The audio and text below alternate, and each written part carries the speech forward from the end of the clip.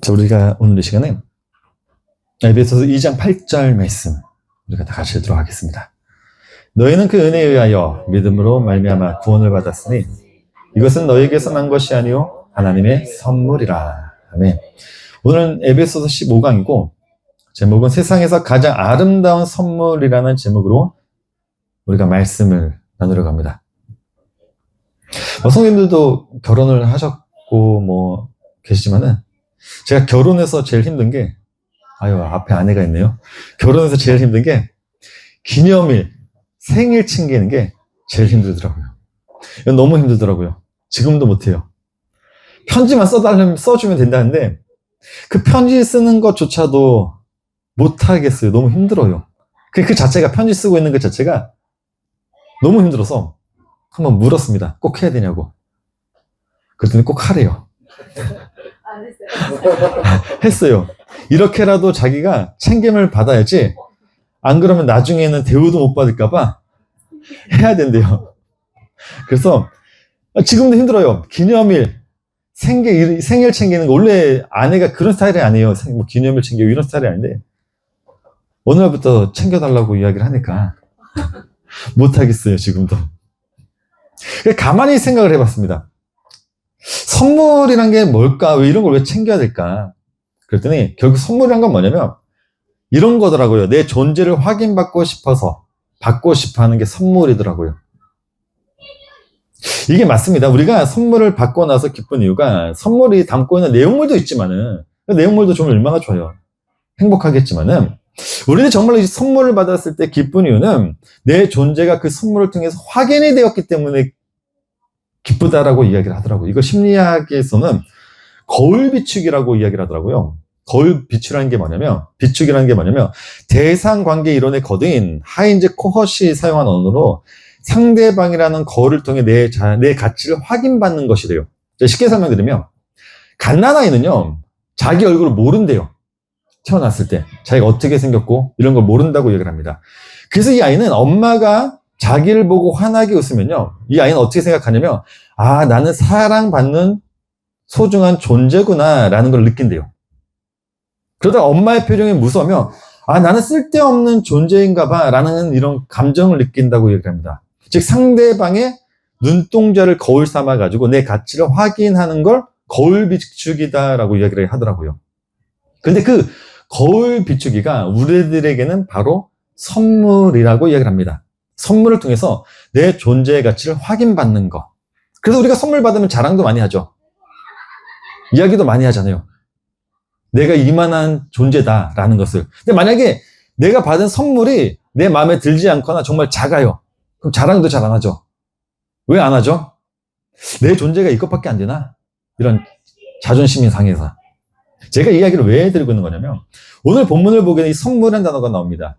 2장 8절 말씀 보니까 너희는 그 은혜에 하여 믿음으로 말미암아 구원을 받았으니 이것이 너에게서 난 것이 아니라 하나님의 선물이라고 했을 때 이 선물 때문에 이 말씀을 드린 건데 세상에서 말하는 이 선물은 그렇게 나라는 존재의 가치를 이렇게 확인받는 것, 나의 존재의 가치를 인정받는 것을 선물이라고 정의를 하지만은 성경에서 선물은 의미가 완전히 달라요. 여기 선물이라는 단어가 헬라어로 도론이라는 단어를 사용했는데 자, 도론이라는 건 어떤 뜻이냐면 나라는 존재가 삭제되고 오직 그의 아들 예수만 돋보이겠다고 주신 걸 선물이라고 해요. 성경에서는. 그래서 바울이 선물이라는 단어를 쓸 때 일부러 이 도론이라는 단어를 써요. 이 도론은 어떠한 의미를 가지고 있는 단어냐면 하나님에게 바치는 예물이나 제물을 의미할 때 쓰는 단어거든요. 근데 이게 어떻게 설명하면 이 제물을 바쳐지는 이 방식이 너무나도 충격적이라는 거죠. 갈라디아서 3장 13절 말씀 보게 되면 바울이 이런 얘기를 합니다. 예수님이 우리를 위해 저주를 받은 바 되셨다 이렇게 했을 때 그리스도께서 우리를 위하여 저주를 받은 바 되사 율법의 저주에서 우리를 속량하셨으니 했을 때 여기서 저주를 받은 바 되사라가 아나데마라는 단어예요.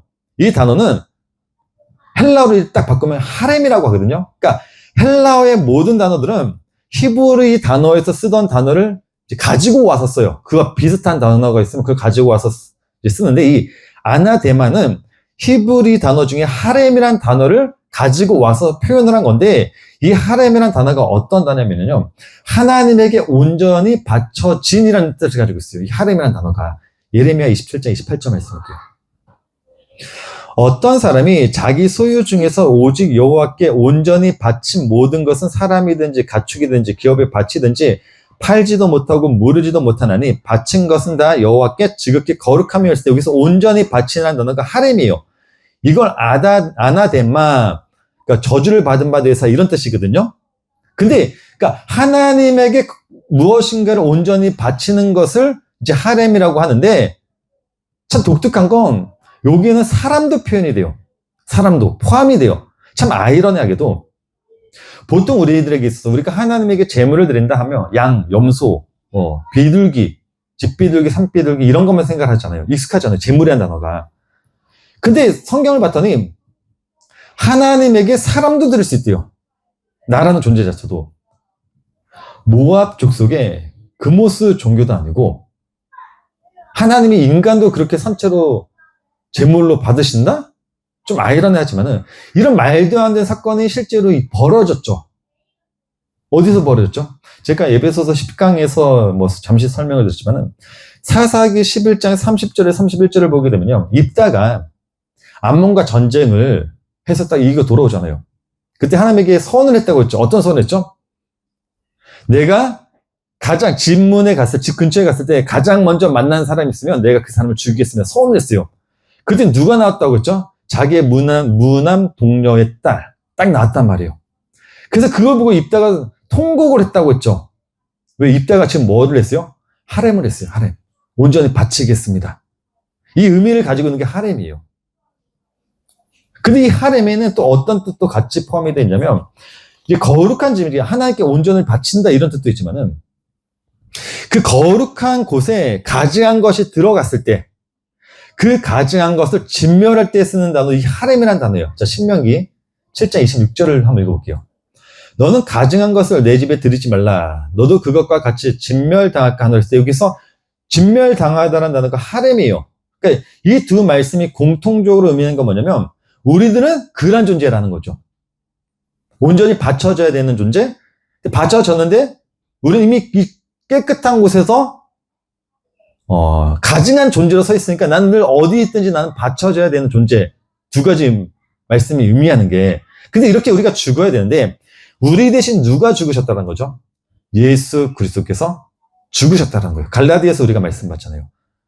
그리스도께서 우리를 위하여 저주를 받은다 대사. 이게 아나데마라고요. 하렘을 설명하는 단어라고요. 그러니까 우리가 원래 하나님께 그렇게 죽어야 되는데 우리 대신 누가 죽으셨냐면 그의 아들 예수 그리스도를 죽여버린 거예요. 그걸 하렘, 아나데마, 도론 선물이라고 하는 거예요. 그 선물, 성경에서는. 내가 제단에 올라가 죽어야 하는데 그 자리에 흠이 없는 하나님의 아들 예수 그리스도께서 대신 올라가셔서 도살당하셨다. 그래서 성경은 늘 이야기하고 있는 게 뭐냐면 예수 그리스도만 이야기하는 게 아니라 나도 같이 이야기하고 있다는 거죠. 연합에 대해서 이야기를 하는 거. 그러니까 그 죽음은 예수님만 죽은 게 아니라 나도 죽은 죽음인데 자, 민수기 16장과 17장에 보게 되면요. 레위파였던 고라와 르벤 자손인 다단과 아비람이 당대 지휘가 250명을 포섭해서 자기만의 노창을 들고 와서 모세와 아론에게 맞서요. 그 연합에 대해 설명하려고 제가 정말 많이 고민을 했어요. 어떻게 그 예수 그리스도의 죽음을 나의 죽음으로 설명할 수 있을까? 하다가 고민하다가 생각난 장면이 이 장면이었어요. 민수기 16장, 17장. 지휘관 25명을 딱 포섭을 해가지고 아론과 이제 모세에게 가서 따져요.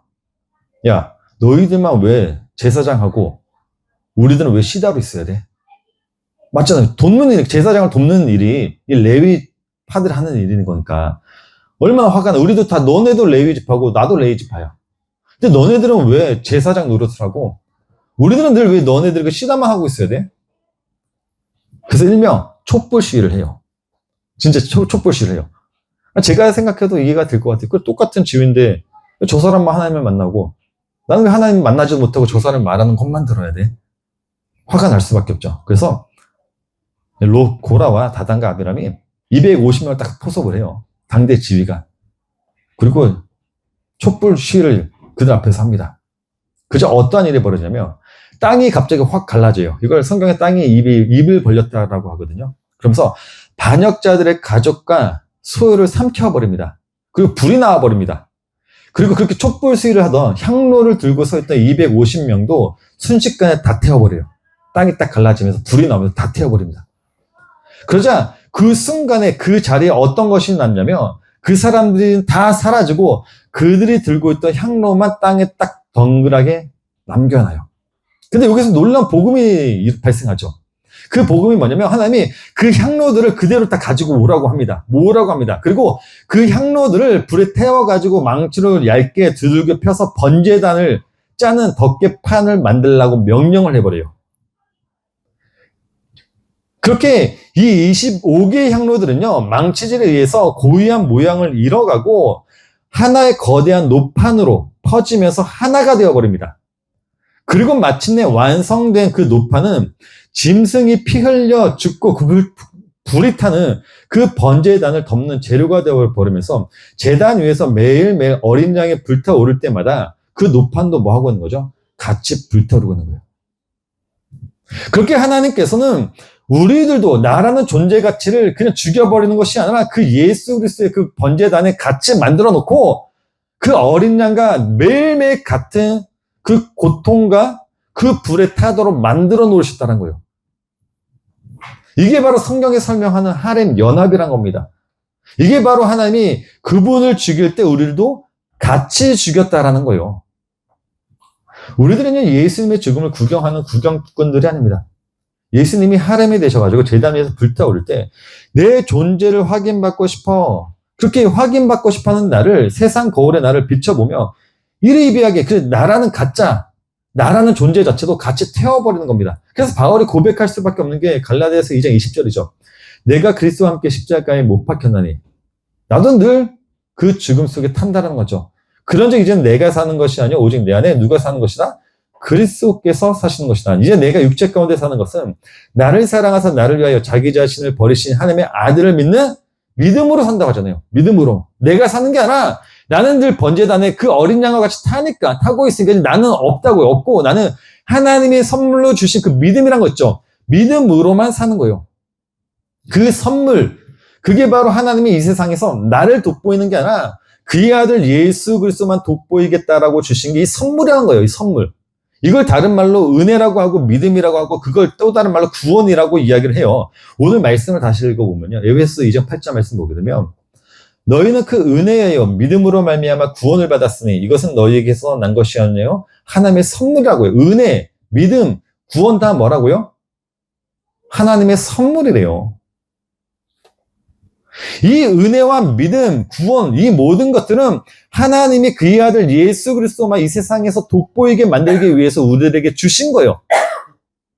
은혜란 게 뭐냐면 은혜 뜻이 어떤 뜻이냐면요. 매력, 광채란 뜻을 가지고 있어요. 그러니까 이 은혜라는 것은 우리가 생각하는 건 은혜는 뭐냐면 하나님, 내가 하나님께 은혜를 받아가지고 내가 이 땅에서 좀 평안하게 살고 싶어요.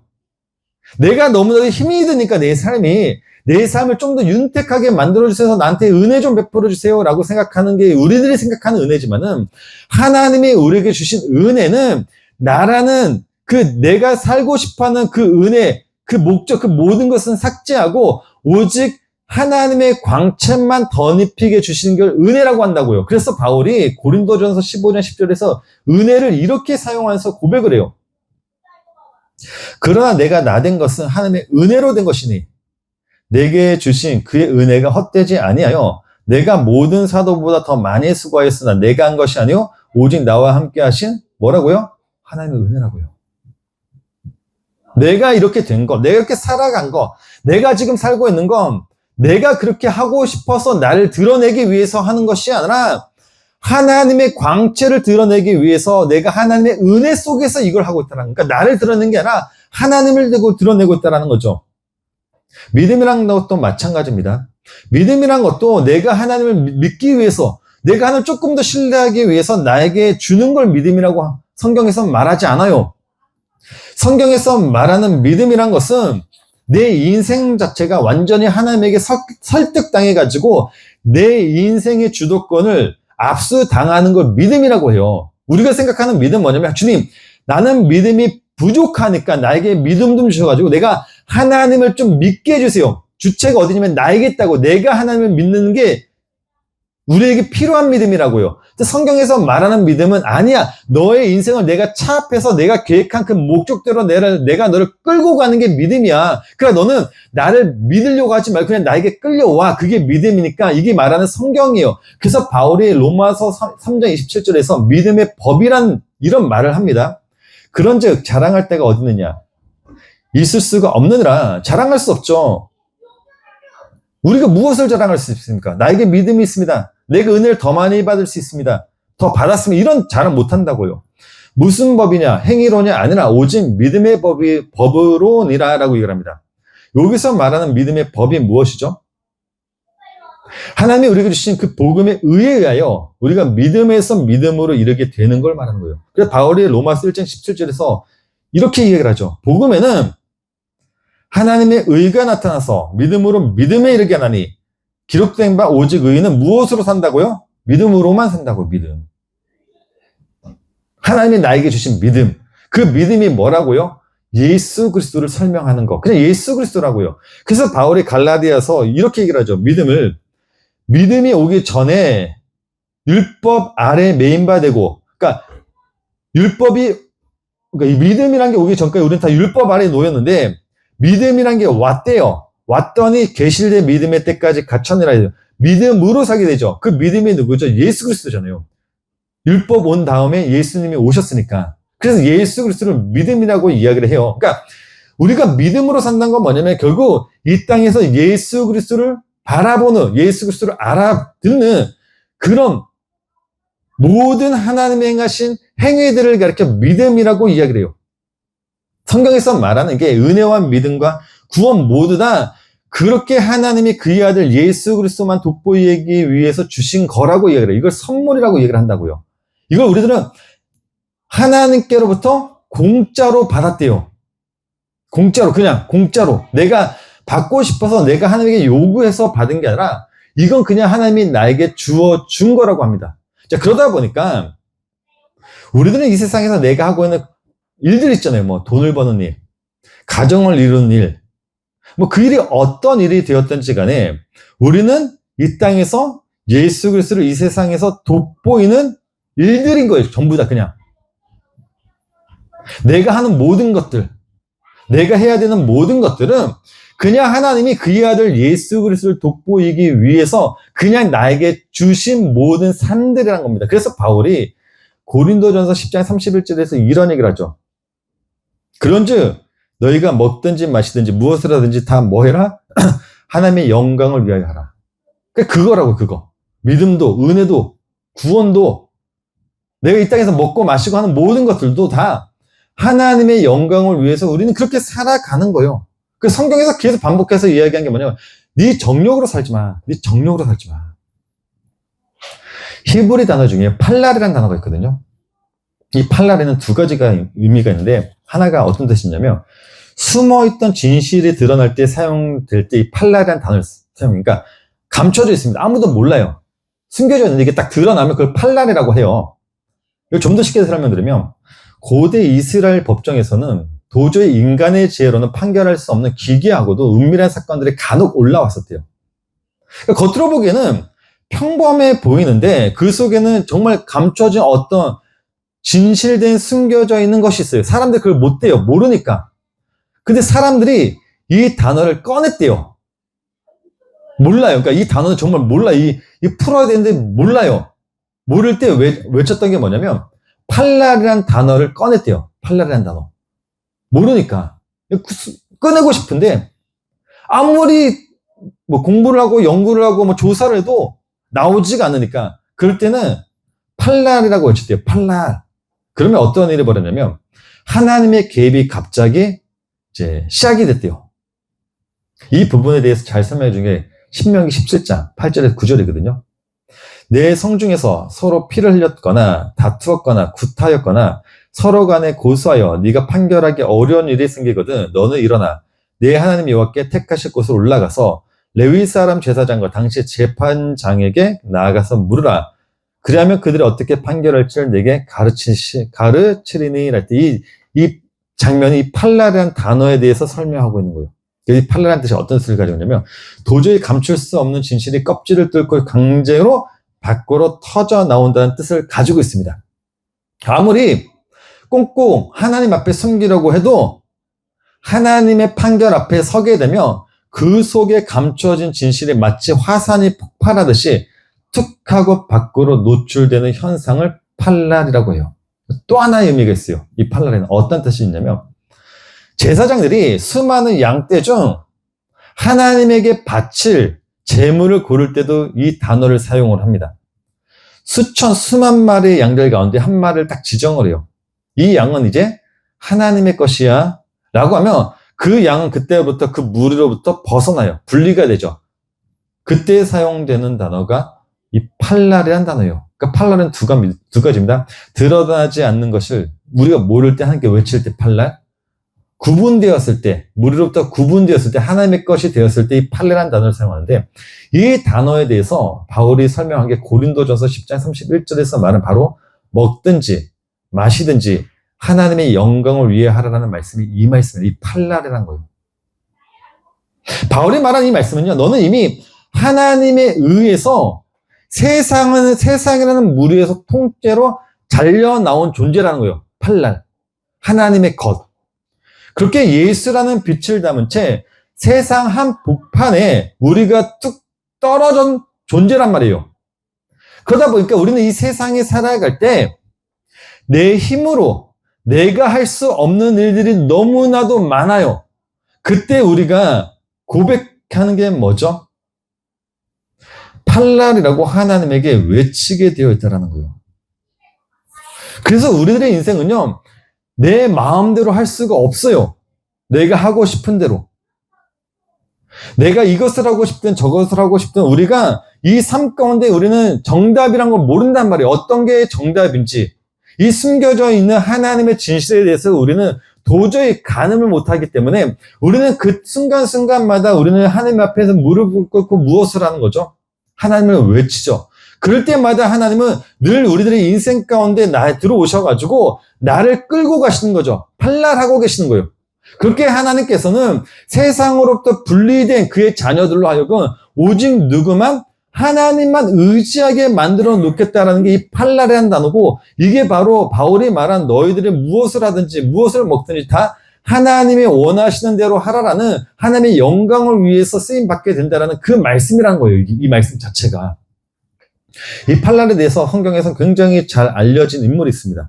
11개 5장에 보게 되면요, 한 소녀가 나와요. 이 어린 소녀는요, 그냥 부모님과 이스라엘에서 평화롭게 그냥 그렇게 살던 소녀였었습니다. 근데 그렇게 부모님과 평안하게 살다가 어느 날 아람 군대가 딱 쳐들어와요. 그리고 자기를 아람으로 데리고 가버립니다. 세상 눈으로 보면 굉장히 불쌍한 아이죠. 어린 나이에 부모와 떨어진 것을 넘어가지고 다른 나라의 노예로 끌려갔기 때문에요. 쉽게 하면 그 어린 아이는 그 어린 아이에게 팔랄이라는 게 일어난 거죠. 이 물에서 떨어져 나온 거니까. 그렇게 이 아이는 아람에 끌려가게 되어서 결국 아람의 군대 장관인 나아만의 노예가 돼요. 이 아이는 뭐 그 집안에서 당연히 다른 아이들과 똑같이 종으로서의 일상을 살았겠죠. 밥도 하고 청소도 하고 일도 하고. 그러다가 나아만 장군이요, 아내의 수종도 뭐 들게 하고 그러다가 나아만 장군이 나병에 걸리게 돼요. 그리고 엄청난 큰 병으로 인해 가지고 고생을 하게 되죠.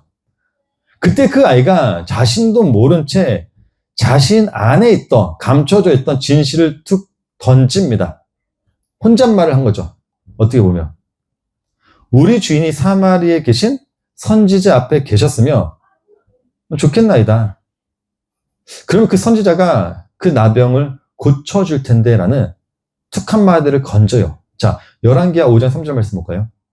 그의 여주인에게 이르되 우리 주인이 사마리아에 계신 선지자 앞에 계셨으면 좋겠나이다.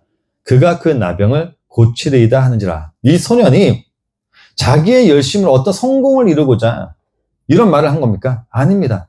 그냥 하나님에 의해서 그냥 그의 입에서 고백되어진 거예요. 왜? 이 아이는 어떤 존재이기 때문에? 팔랄로 세워진 존재이기 때문에. 부모님과 같이 살던 그 공동체 안에서 떨어져 나왔어요. 떨어져 나와가지고 그냥 세상이 눈으로 볼 때는 굉장히 불쌍한 존재로 살아갑니다. 노예로 살아가요. 그러다가 어느 순간에 무엇을 고백하죠? 팔라를 외치게 되죠. 내가 하고 싶어서가 아니에요. 내가 여기서 벗어나고 싶어서 한 게 아니라 그냥 자기도 모른 채 그냥 그렇게 말을 꺼낸 겁니다. 근데 우리가 알다시피 그 말 한마디로 인해 가지고 어떻게 되죠? 나만의 장군뿐만 아니라 그의 온 가족이 다 하나님을 믿게 돼요.